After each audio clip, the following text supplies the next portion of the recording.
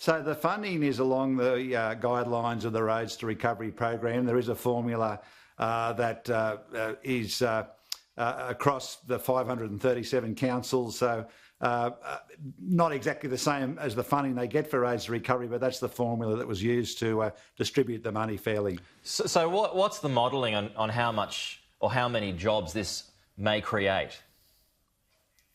Look, it'll depend on different areas. So the scheme's quite broad. So it can be infrastructure like roads, but in some areas it might be more labour-intensive type activities, community infrastructure and the like. And so obviously the idea is for the Commonwealth Department with local government to provide that stimulus. People are looking to get out and find work, and so through this program we're hoping that jobs will be created in local areas by local government. Okay, what guarantees can the government give that the system won't be rorted like the sports grant scheme?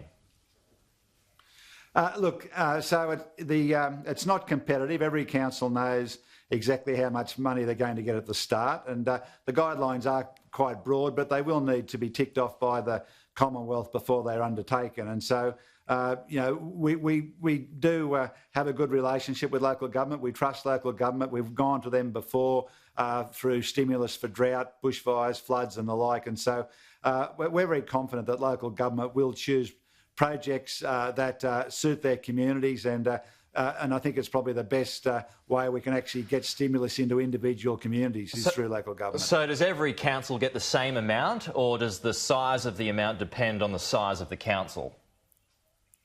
Yeah, the amount is decided by the formula that's used for Roads to Recovery. So it's not every council gets the same amount.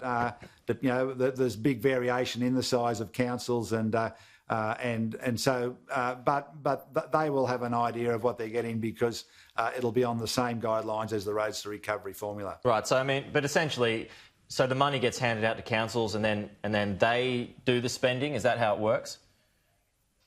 Yeah, that's exactly how it works. So the money will be available from the 1st of July. The project's announced now, so councils will submit their projects. There'll be a pretty quick turnaround to get them ticked off. They can be, as I said, from community infrastructure, projects that have a high level of local employment. Obviously, local procurement's important, and then councils will get on with the job of implementing those projects over the next 12 months. Okay, so that's when it begins, any time over the next 12 months.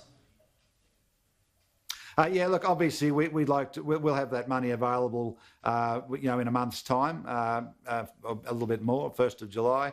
And obviously we'd like to get this going quickly as possible. It is a stimulus.